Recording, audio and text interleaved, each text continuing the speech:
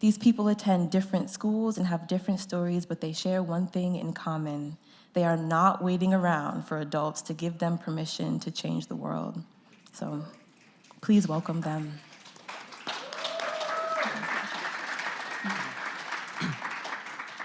How's everyone doing? My name is SHAWN Murray. I'm here to moderate We New Haven, a youth activist perspective.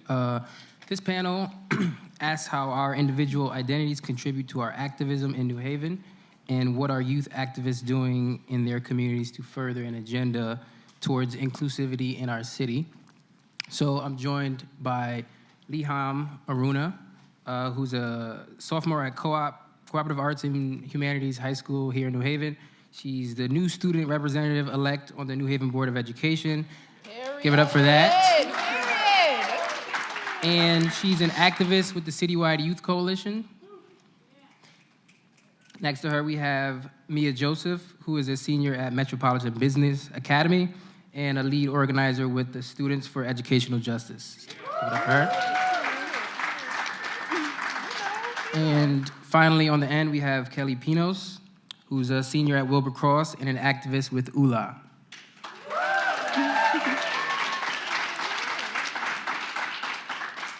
So to begin, I wanted to ask the question that, for you guys, that's on everyone's mind, which is, who has the best pizza in New Haven? I think we're all thinking it. Let's start with Kelly. Honestly, I like all pizza, so I have no preference, but so far one that I had is Wall Street Pizza. I don't know if you guys ever heard of it, but Wall Street Pizza is good. I can get down with that. Mia?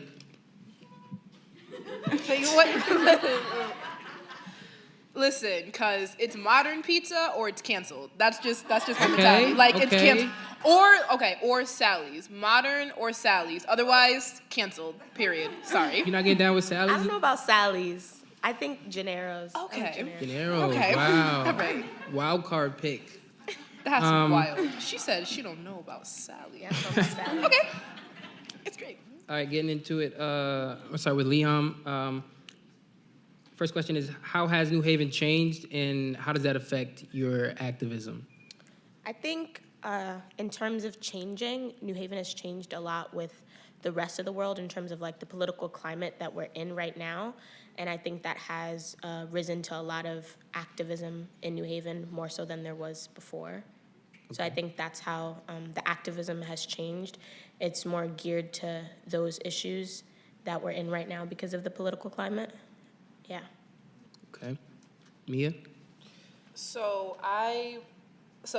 Quick disclaimer, when I think in general, I think in terms of systems instead of individual type instances. So when I'm thinking of the shift in New Haven activism, I think of it as a larger shift in US activism, and not just activism, but organizing. Because after 2016, at least in my experience, there has been a huge surge in people who are starting to take a hard look at US politics and take a hard look at US timelines and people who have been marginalized and how we got to where we are now. So I think it's reflective in New Haven because we're starting to see there's more people organizing and there's more people who are socially conscious and who are aware of issues that not just affect them but affect the community around them, whatever that looks like for them.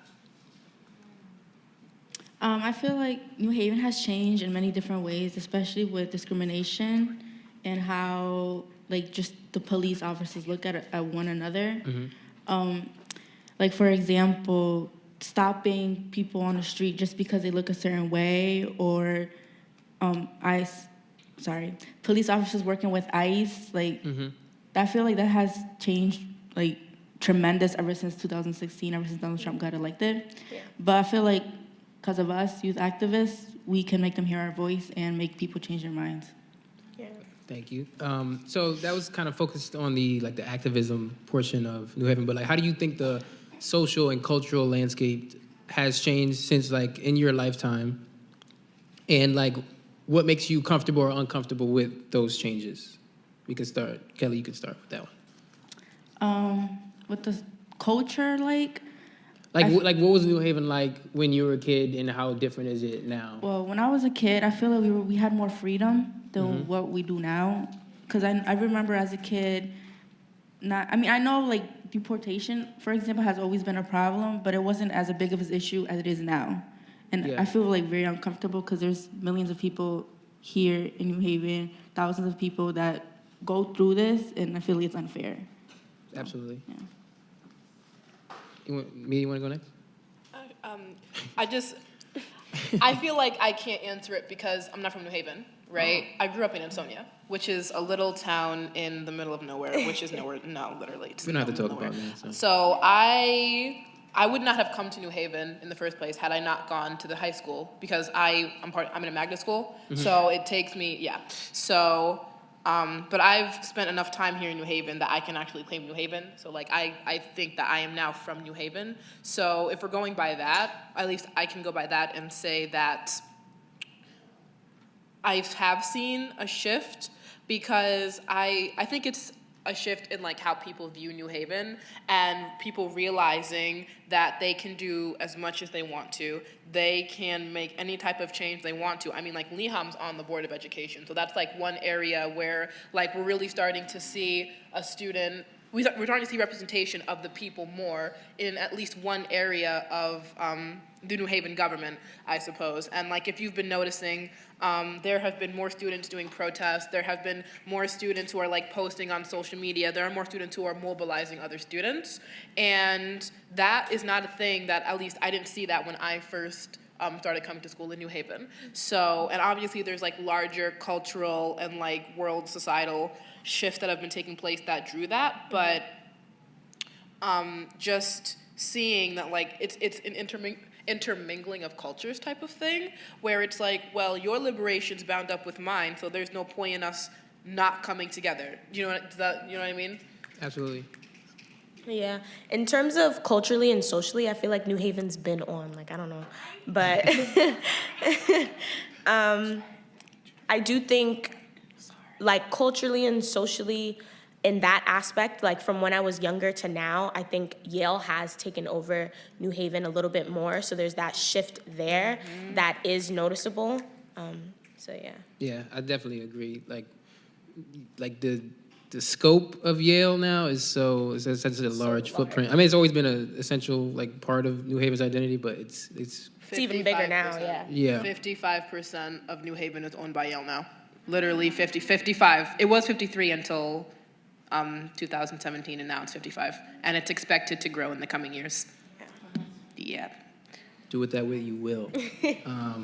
Yeah. I mean, Period.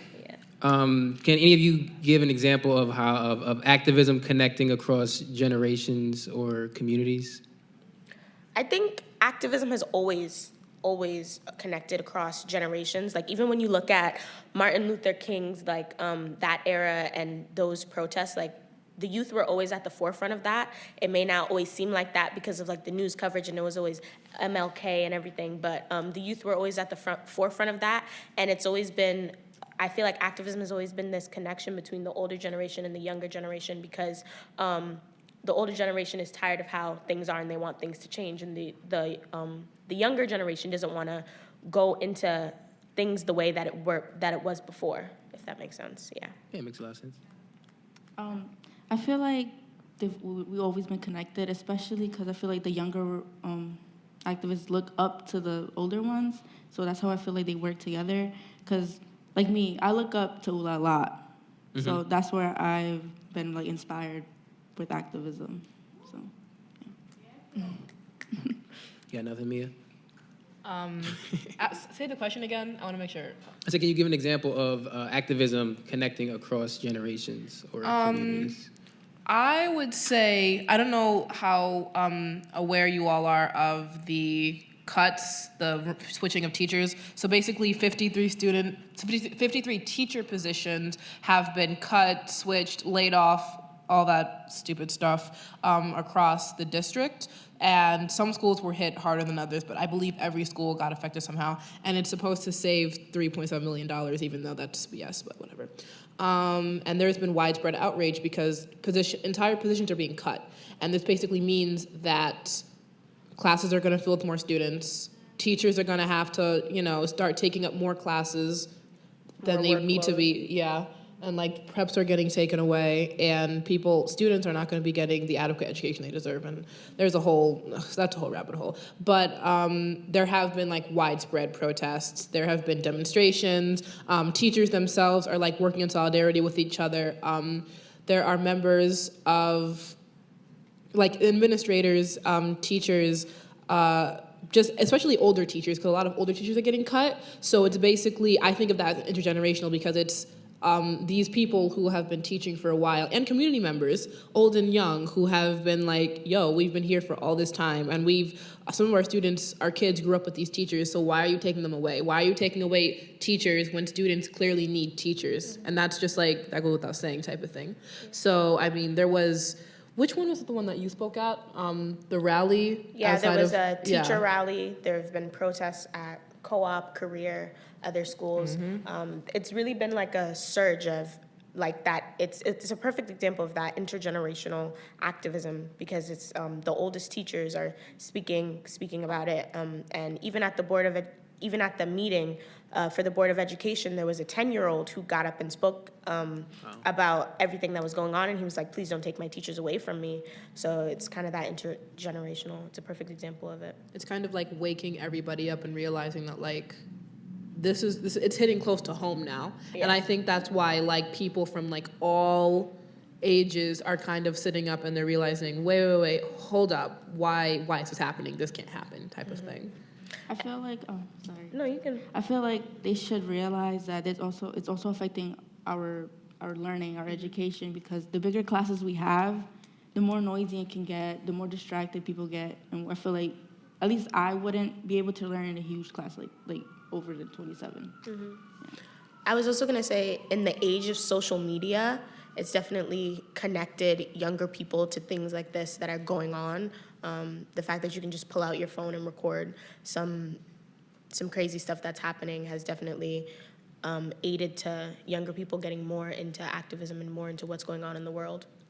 And I think even just and I think even in terms of like specific organizing bodies, activist bodies type of thing, at least in my experience, I've seen a lot of like older organizers kind of help the young generation. You mentioned the civil rights mentor, movement, and type of thing. And you mentioned the civil rights movement, and it was like Martin Luther King and all those people. Mm-hmm. Like it was all led by young people. Mm-hmm. So I think it's also worth mentioning that it's a matter of it's symbiotic in the sense that different parties teach each other. Yeah. So you'll have older organizers who teach younger organizers, up-and-coming organizers, how they were able to make their wins, whatever that looked like, how they mobilized people and made people more aware of issues in their community. And then young people are teaching like older organizers about, okay, this is what we do now. We use social media. We can just like send a text to a friend. We hold like these that type of thing. So it's basically, I think it's intergenerational mostly because it's both parties learning from each other, as opposed to that old like order of, well, only older people can learn from young people and young people can't learn from old people. And we see that is not true, because different parties, different age groups come together and they learn from each other. And that's why intergenerational movements like civil rights movement, like the teachers getting cut, are working and have worked and continue to work. Thank you. You guys are all members in some capacity of a lot of like activist organizations. And you guys spoke about how social media kind of aids in, bringing awareness to issues. But how do you think, what are some of the challenges as young people to generate interest in activism and among your peers and also among adults? Like Mia was speaking about like how it does kind of, you all spoke about how it's been possible to kind of connect with different generations, but like what are the obstacles in that? The obstacles. I think for me this year, I noticed a lot of obstacles that come with activism in social media.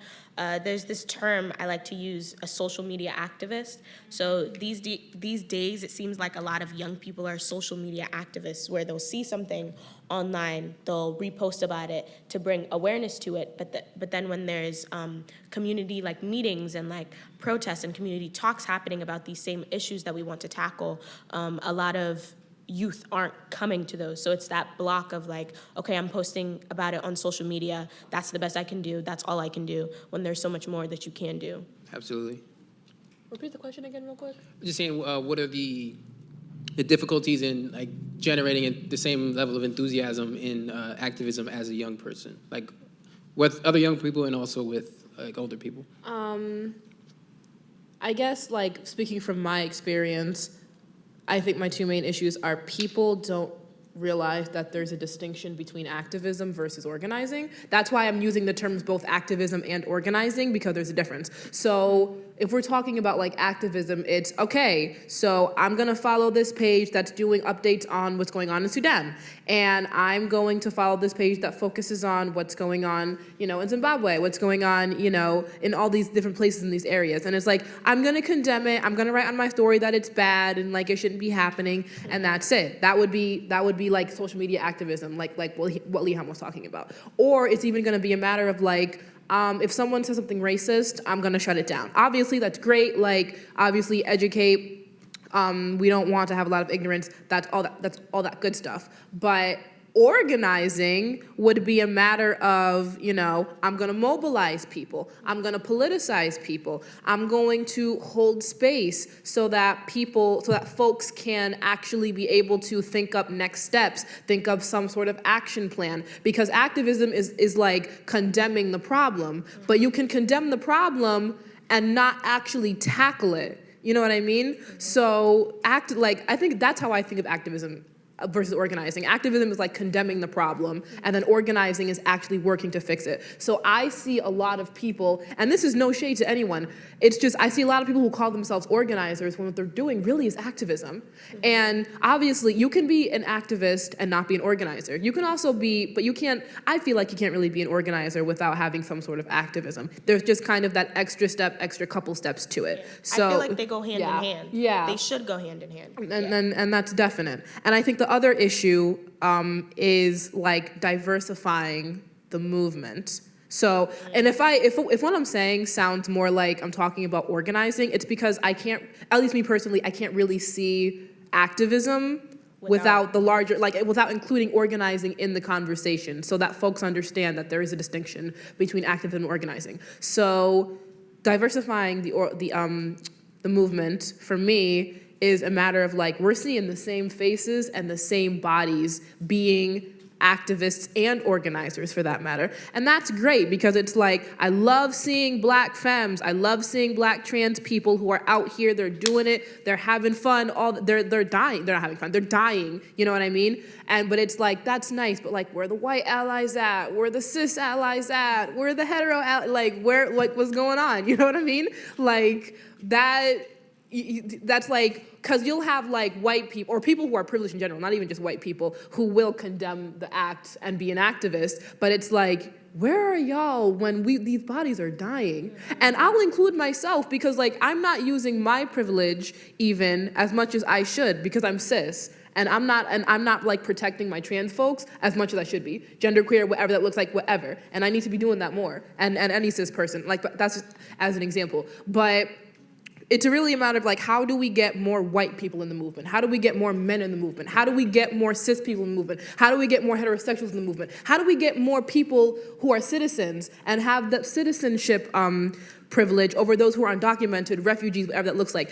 And how do we get able-bodied people into the movement to actually stand for people who come from marginalized communities? And there's a lot more marginalized communities, but like, that's for another day. But like, that's my thing, is how do we get, oh wow. But seriously, like, how do we get more of them in the movement to be activists? Because in a lot of cases, we can't get them to even do activism, never mind organizing. And it's like, And I also hate when it's like that white man who's like, but racism is bad and feminism's great and we need to be feminist. And that's like, that's nice, girl. Where were you? No, where were you when we were cutting teacher positions? Where were you when Stonewall happened? Where were you when, like, what? Stop. When all these black trans women are dying and we're literally making post after post after post about the protests we're having and y'all aren't there. What does that say? What does that say? Like, that's not, you can't consider yourself even an activist. You can't consider yourself an ally or a conspirator. That's not how this works. You need to stand with us. You need to make sure you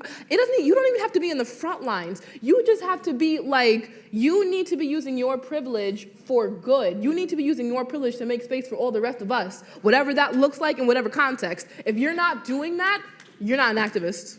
You're damn sure not an organizer either. And I've been talking so much, y'all, so I'm gonna let Kelly have the mic right quick, okay? Girl, you Okay, practically Kelly, took my pressure's words on. away. Okay, she practically took my words away, but I'm gonna give an example. So it's like I organized a student walkout, and like she said, people posted it on Instagram, on Facebook, Snapchat, you know, but when it came to actually understanding what it meant, didn't see it. Because, yeah, I had a lot of people walk out of my school, but some of them, they just didn't go to where we were supposed to go, to my dad's protest. Instead, they went to the green and left. Yeah. They just did it just to skip. And like she said to like white people, you didn't see a lot of white people in the crowd. It was mostly blacks, Hispanics, you know, people who actually see the real problem. Sorry. People who experience the issues. Yeah, exactly. But when it comes to the white people, they see it as, oh, he deserves what he's got. He deserves what like. No, they don't see the real issue. And even Somebody's going? And even like with deportation and like being in like in sanctuary and all that kind of stuff, like if you have citizenship, we need to be like showing up for our people who like do not have the privilege. It's a privilege to have like citizenship, at least in the US in this context, right? So that's just one example of like many, but it's like, you know, it's kind of reiterating what I'm already saying, but it's like recognizing what privilege we all have and actually like working to help everybody, because that's what I mean when I say like your liberation's bound up with mine. Yeah. So it's like you can't be an activist or an organizer for one person and then for one group and then like not notice that everything's interconnected. So it's like I'm out here, I'm fighting for my black people, I'm fighting for my LGBT people, I'm fighting for low income and all that kind of stuff, but I still have citizenship. I'm still cis. So I need to be showing up for my trans people, I need to be showing up for my people with citizenship, able-bodied people, people who are differently able than me, like all that kind of stuff. It's all intersectional. Period. Everything's by design. Like you gotta liberate everyone, or you're not doing equity liberation work the right way.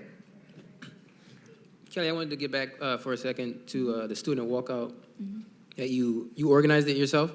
Yeah, I had help of Ula, of course, but I just want to say it was like hard organizing it, especially with my principal, because she wanted to make it a field trip.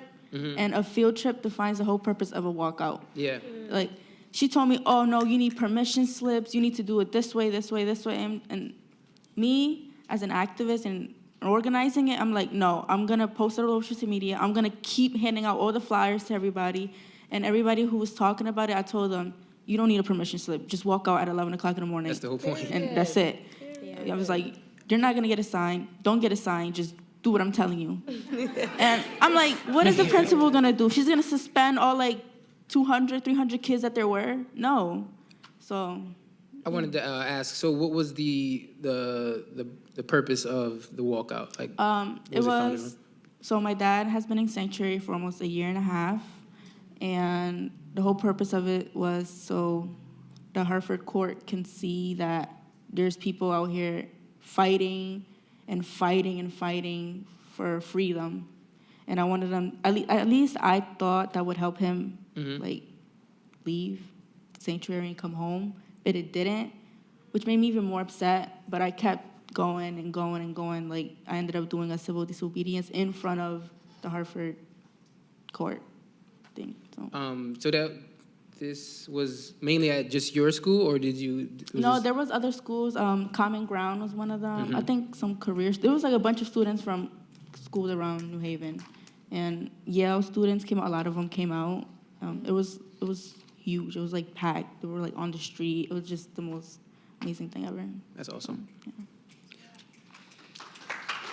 Yeah, give it up. Yeah, I kind of feel bad because I feel like when I was in school, I definitely would have been one of the people who just treated it as like a day, like a skip day. I would just be like, I'm out of here. You guys are judging me now. I get it. I'm a bad person. That's why I'm moderating this panel. Even those people, you're still there. You're not bad, you're just canceled, that's all. Oh, For I'm the rest of this canceled? whole rest of this. I'm not even going to show up on the live stream. I'm just canceled. Right. We're just going to crop you out Yeah. when it's all over. Yeah. It's just blurry. I'm going to ask, what spaces do you guys feel you need to be present in New Haven to further create an organic community? I don't even know what those words mean, but maybe you guys do. I think New Haven does really well at creating spaces. Like, I think spaces for youth of color, are those type of spaces that we need in New Haven. And I think New Haven is doing a good job at providing them. Of course, there could be more. There could be a lot more. But yeah, I think those spaces are really important and necessary. I agree. Is there anything on, like, you said space, any spaces? Like safe spaces. I don't think that safe spaces exist. And I'm saying this because I can't guarantee your safety. I can't even really guarantee my safety. So when you say safe space, it's like, there are like a lot of spaces where it's like, yo, you can do whatever you want, like speak your truth, all that good stuff. But at the same time, it's like, it can't be guaranteed that how that lands with other people is gonna be like the way you want it to land. The way that people are gonna react to it, or whether or not you're gonna be putting yourself, not like in imminent danger or anything like that, but it's like how it lands, I guess for lack of better, is not guaranteed, right? So when I think of safe space, I'm thinking more of it should be a braver space. So we're braver enough to be who we are, to speak up and say, you know, I need this, or I liked this, or I don't like this, or I'm not comfortable with this. And it goes farther than like setting boundaries and transparency. It's a matter of like, well, it is setting boundaries and transparency, but like more than that. And being able to really be comfortable with the fact that there's gonna be lack of being comfortable. And at least in my experience, I guess there are spaces where, like, I'll shout out the word real quick, because, like, y'all stay holding it down and keeping it safe. No, for real. And, like, where I work, SEJ is also very safe. We have an organizational cohort called Black, where we also feel very safe, but those spaces are few and far between. So I believe in also, like, making safe spaces braver spaces in order to better make sure that like people are as safe as they can be, right? Because we can't guarantee folks' safety. And I also think we should be creating safe spaces. Like, someone created the word, someone created, you know, the neighborhood, someone created citywide, all that kind of stuff, you know what I mean? And we can always be working to make spaces safer, if that makes sense. Absolutely. I hope that made sense. Yeah. I think as organizers, we're in a lot of those braver spaces a lot. So to me, it seems as though New Haven has a lot of them. Maybe to other youth it doesn't. Yeah, I think that's what it is. Yeah. In general, I don't think New Haven's a safe place, especially because since cops can go around and shoot people whenever they want and nothing is done about it. ICE officers can pick up moms and dads and childs, put them in a van, put them back to their country. But even where my dad is at, I don't feel like that's a safe place, because if an ICE officer wanted to, he can go in and grab him, but they don't because it's like a religious space or whatever. But on the other hand, I do feel like he is safe in there because I know they won't go in and take him. So. You guys were kind of focusing on like just the safe space portion of that, but I also want to just kind of expand that out into just like what kind of like infrastructure needs to exist, like in order to like actually like physical spaces that need to exist in order to allow like organization. Like how much of that do you think exists in New Haven, and what would you like to see more of? Can you I could just move on to another elaborate a little question. bit? Could you just elaborate just a little bit? 'Cause Okay, so before- like community center, right? A community center is a place where people in that community can organize. That's a space that is designated for people to come in, like organize. Like that's like a physical space. So you don't have to just like focus on just sitting on the green or whatever. Like actual having spaces that like you saying, like there's places like the Word and neighborhood or whatever. But like, would you like to see more of those, or like do you think there are enough of those? There's definitely not enough. Yeah, there's definitely not enough of them. But I think those spaces are the type of spaces that we need more of, and those are the type of like infrastructures, the type of organizations that strive to create that like braver space, safer space feel for anyone. So I think those are the type of spaces that we need more of. Yeah. I think, like I said, like I'm shouting out like the Word and the neighborhood and other places like that because I think they're like great models, and others obviously in the city are like great models of what braver spaces could look like and what like speaking your truth and being unapologetic look like. But obviously there's multiple models of what that looks like. I think if we're gonna be like really ideal and like not steeped in reality type of thing, there'd have to be some sort of epicenter, like a power epicenter in the city that I think should be working with SEJ, with Citywide, with the Word, with ULA, with C4D, with all these places in New Haven so that we don't have folks who are like sitting on the green or in the library and they're aware of their power, because you can't really talk, at least I feel like the way I see it is you can't really talk about figuring out like a center like that without making sure that folks realize that they have incredible amounts of power. And like when it comes together, it's actually like a deadly combination. Like it's over once we have people like literally coming together. So, and I think in a New Haven context, it should be a center aimed at Black and brown people because we do not have enough Black and brown people in the city, like obviously like in the world, but like in the city at least, who are aware that they have immense power and they can make immense change and they can do literally whatever the hell they want to do, but it just goes back to the fact that they don't have the confidence and the capacity to understand how much power they have. And even like all of us up here, like I don't think we're even aware of the capacity of the power that we have because we still have yet to like, we just started this and we have a ways to go, right? So I think it would have to be like not even just a community center, just like organizing, like, yo, this is how you organize, this is how you train, this is how you make change, like, and making sure people are aware of their power. Like, if nothing else, I think it would be a space where folks,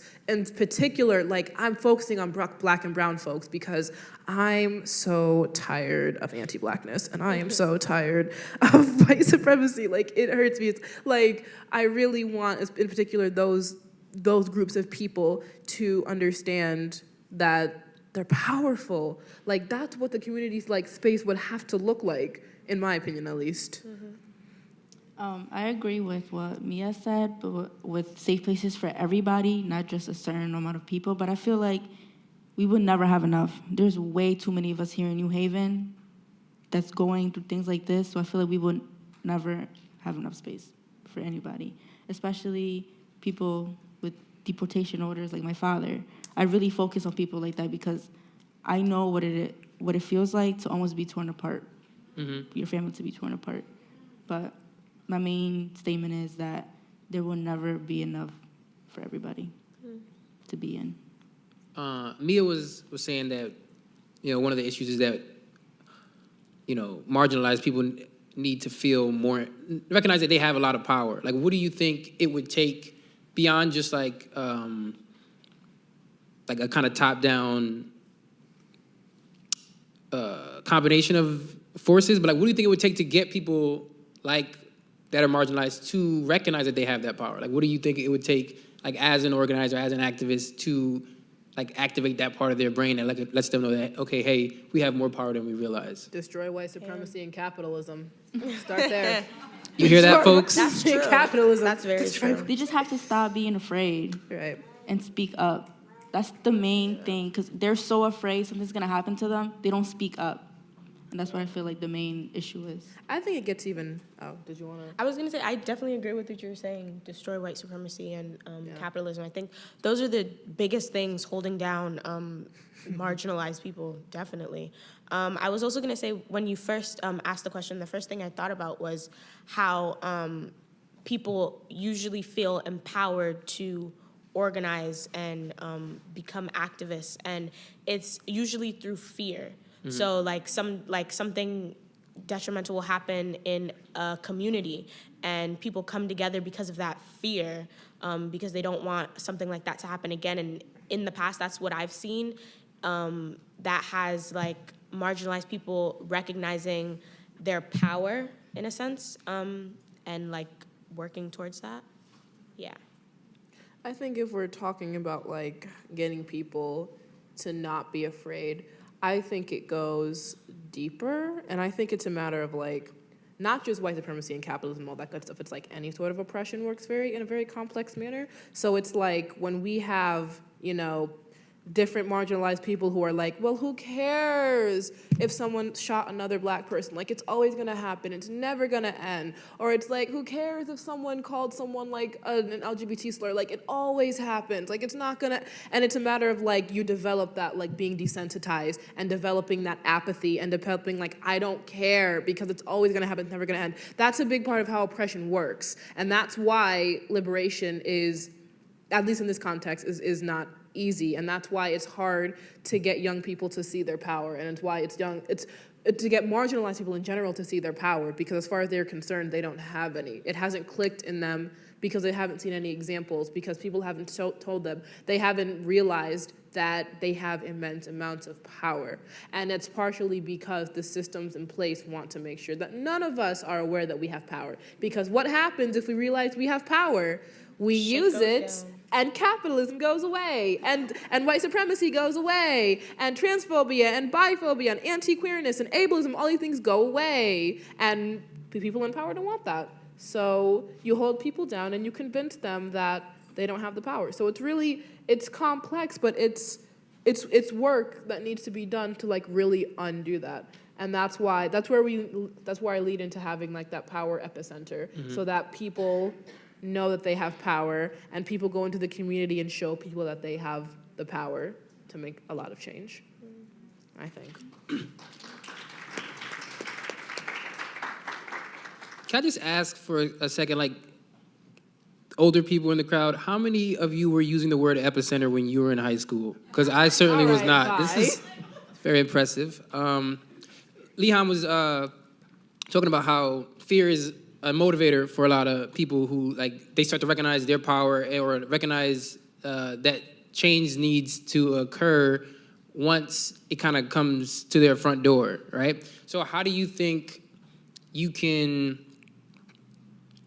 kind of mobilize people? Because Mia was talking earlier about how, like, we need more people who are privileged to recognize that they need to help out marginalized people. How do you feel you can go about getting them to do that without having that fear? You know what I mean? Because privileged people don't have the fear of, like, being marginalized in that way, so that's why they're so apathetic. How do you think you fight that apathy? Stump them. Question. You asking her, all three of us. The whole panel. Can you say the last part of that question? How do you fight that? You can just say the last part of that question. How do you fight the apathy that people who are not experiencing marginalization have? Because you were saying, like, we need to tear down white supremacy, we need to tear down capitalism. But how can you do that if the people who are in power aren't feeling the negative effects of that? Is that a good question? Because I can just move on. I can move on. It's a very good question.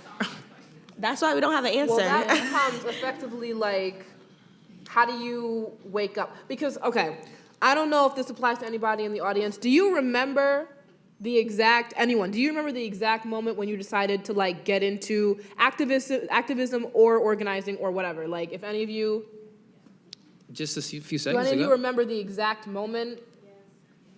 All right, so bye. Just say no for her Besides purposes. Salwa. Say no for her purposes. All right. But generally, it's like, unless you're Selwa, apparently. Well, apparently. We don't know the exact moment when we like woke up. It just became a matter of like, it's like learning to read. Like you can't remember a time when you were illiterate type of thing. You know what I mean? So it's like, we were woken up, but what did we go through for us to be woken up, and can it affect other people? Because I think it's a matter of how do you, like, you have to get to know that person or those people and understand a little bit about like, okay, how do we mobilize them? Yeah. So like I would do like a one-on-one to really see like what issues they care about, or you know what you bring to the movement effectively, right? And what you bring to the revolution, and really realizing that, I keep saying because it's really true, like getting them to understand that they have a lot of power. I'm sorry I'm saying it, you're gonna hear at the end, it's gonna be saying it a lot. But I really do believe in it. Like that's why I say it so much. I genuinely believe in it. And I believe in getting to know the people who are in the movement so that you can make a stronger bond in the movement so that everyone knows what they bring. And then through that, I think that's how you wake people up. I think the very first step of waking people up is just doing the one-on-ones and trying to see like what they offer and trying to see like what they care about. Because you can't wake them up unless you tap into something that they care about. So it's like, and in many cases, that's prioritizing something they care about. So like, one of my kids realized they were trans, they came out as trans, and then they already understood that they were an ally to the LGBTQ movement, and they realized, oh, I'm in the movement, I'm a member of the community, so now they're going extremely hard for it, because it's something they care about, because it affects them directly. It's that, especially like, because they're a trans person of color, so now it's like, oh, wait, so trans people of color are dying?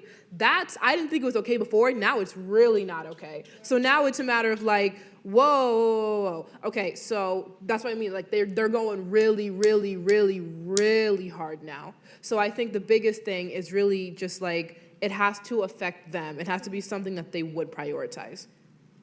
I think that goes back to like community building, like building that trust within your community. So even after that fear aspect that gets everyone together happens, you mobilize people that way through building relationships in the community and tapping into what they care about and finding their way into the movement. Yeah. So. Also with that one-on-one thing, like you yourself can start a club or a program sorry, I can't speak, guys. But you yourself can start a club. Like me, I can start a club with everybody who's undocumented. And if I feel like if they see all these other kids around them, they won't be as uncomfortable. They'll actually speak up. I feel like I'm the only one drinking my water up here, and do you guys know something that I don't know about? They poisoned. Actually, thanks for that reminder. I'm actually really parched. Okay, you can go ahead and have a drink. You earned it. What unique assets do you think New Haven activists have, or what unique obstacles? I hate when I have, like, y'all keep saying this is a great question, but then they are quiet, so it feels like it's not a great question. No, I appreciate it. I just don't know how to answer. There might not be any. I don't know. Repeat the question? Sorry. What unique obstacles or advantages do you think you have as a New Haven activist? Did not help. As a New Haven activist. So I think any like unique things you bring to the table as an activist, you definitely have to know the people you're organizing. Like you have to know your community. It goes back to that one-on-one community building. Some obstacles the people of New Haven face, Yale being one of them. Yale would be one. Just the people that we're fighting for, the marginalized groups that we're fighting for. It's not easy to do that. I think, yeah, that's all I got for you. No, that's a great answer. I think what's great about New Haven is that depending on who you ask, it's either a small city or it's a big town or it's like a town and a half. It's not New York, right? Right? It's not New York. It's not Atlanta. Anyways. So it's big enough that there's a lot of people. It's small enough, though, that you're not like, killing yourself trying to organize and mobilize people, right? Which I think, as an organizer, is great because I don't have that capacity to do that. So, at least me personally, I don't have the capacity to do that. So, that's one thing which is great about New Haven activism. Another thing about that I guess it's not really I can't think of it as like a solely New Haven thing though, because it's like most college towns deal with this, you know what I mean? Yeah. Mm-hmm. So it's like, I think it's like the college town issue of like, how do you work, especially Yale, like Yale's extremely powerful. Like, Yale's extremely powerful. And Yale is partially responsible for this de facto segregation we got going on between the universe of Yale and it's like Yale's its own separate city. And we have New Haven. That's the main, I'm going to argue that Yale's, and really, like, the colleges in general are the main issue, but, like, mostly Yale. Like, 85% Yale, literally, is the main issue in New Haven specifically because it's not just the fact that Yale has 55% of the city. It's a matter of like other orgs will try to partner with Yale, and then Yale starts taking credit for everything. And then Yale will put their name on it and say, oh, it's a Yale event. Oh, we started this. And they think that like, okay, we have an Afro Cultural Center, we have a Latino Cultural Center, we have an Asian Center. We're diverse. We have like the same 6 people who feel scared whenever they walk around old campus because they're gonna get racially profiled. Oh, that's great. We're extremely diverse. Or, we have a couple low-income kids and they're not comfortable around, but the fact that they're not comfortable around, that they don't feel like they belong at Yale, that, and they feel more comfortable outside in New Haven because they're more accepted out there. Oh, but that's fine though, because we have like 5 low-income kids. No. And the fact that Yale, do y'all know Yale doesn't pay tax? Y'all know that. No, yeah. Thank you. No, they don't pay taxes. So it's a matter of like taxpayer money. Yale keeps it in the family type of thing. So it's like, I love you. But really, it's a matter of like the rest of us. It's like Yale gets 99%, and then the rest of New Haven is 1%. So a lot of people don't realize, but it's like if Yale just paid tax, this city would be fire. Like, it would be over. Like, Boston, who? New York, who? It'd be over. It'd literally be over. Like literally. And the fact that, like, Yale only takes, like, the same 2 kids from Cross every single year. Like that, like, how? Like, that doesn't make sense. And it's like the same Yale programs that are offered to students are offered to even low-income white kids more than low-income kids of color. Or is offered to the same, like, 2% wealthy kids from over in East Rock or from over in Westville who have the resources to do that. And that's not fair. And I'm mentioning Yale a lot because I genuinely think Yale's a big part of the problem. The fact that Yale will only selectively pick and choose, what they want to give their money to, and even then they give scraps.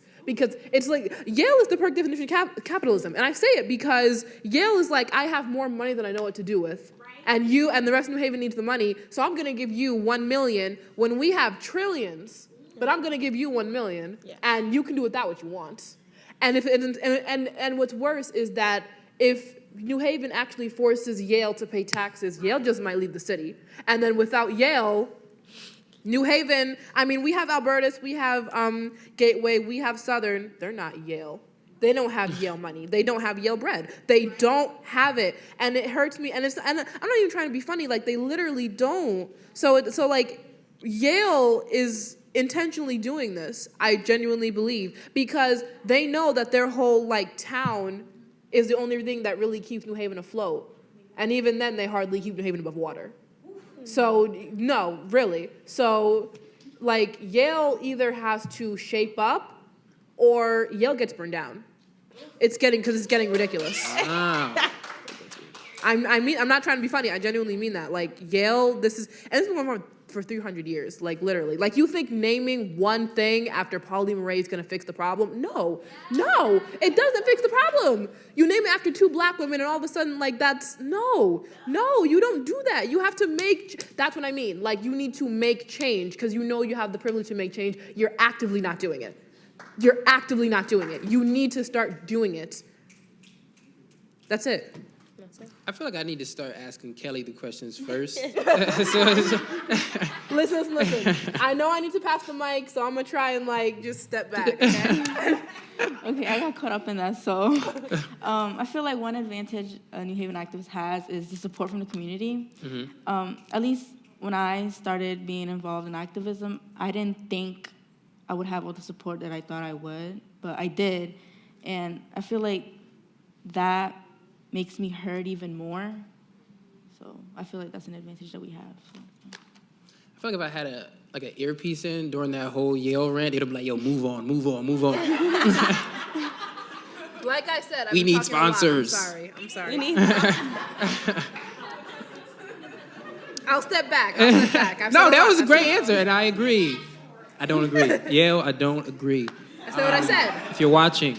I said what I said. I wanted to get to one last question, and then we could probably open up for a Q&A. But I wanted to ask each of you what projects are you working on currently that you're particularly excited about? We can start with Kelly. Right now, I'm not really working on anything, but I kind of am at the same time because I will keep fighting for my father regardless. So I feel like that's one project that I will never give up on. We'll skip over Mia and go to LIHAME. A project I'm working on is being on the Board of Ed. My term starts next year, so I'll definitely be in there. Yeah.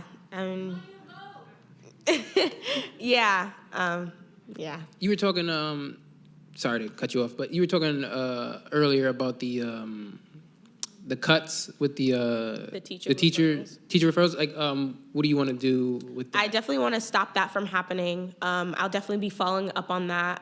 I'll be the students' voice, the community voice on the Board of Ed. That's something I definitely want to do. They're going to be voting on that in the next couple of meetings, so I'll be there. I'm going to be letting people know. I'm going to be working mostly on the Board of Ed, and then I'm going to continue my work with Citywide Youth Coalition. Yeah, that's what's in store for me. Yeah. Okay, Mia, floor is yours. We'll sit back. We'll kind of just relax. I'm tired of you. Oh my God.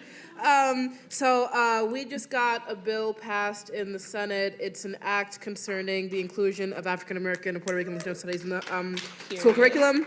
So yeah, shameless plug. We did that. So shout out to everyone who helped us in the community because I'm pretty sure there are a lot of you who did that. So yeah.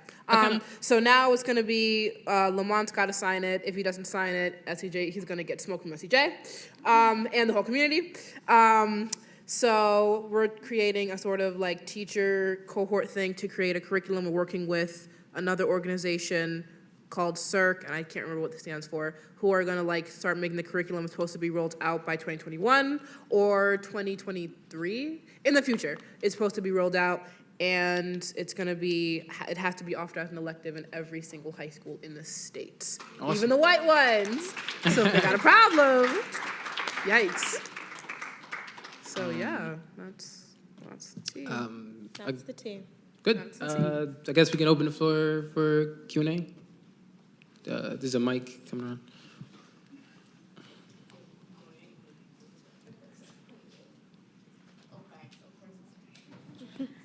Oh my gosh! Oh my gosh! No. I had to say something real quick because I'm gonna ask you guys a question, but I just also want to recognize y'all are so inspired. Well, as we wrap up, I would like to thank our outstanding panelists here for their amazing words. We have Kelly PINOTS, Mia Joseph, and LIHAME AROUNA. I'd also like to thank Arts and Ideas for allowing the We New Haven, a youth activist perspective panel to exist. And thank all of And you the for coming. word. And the word.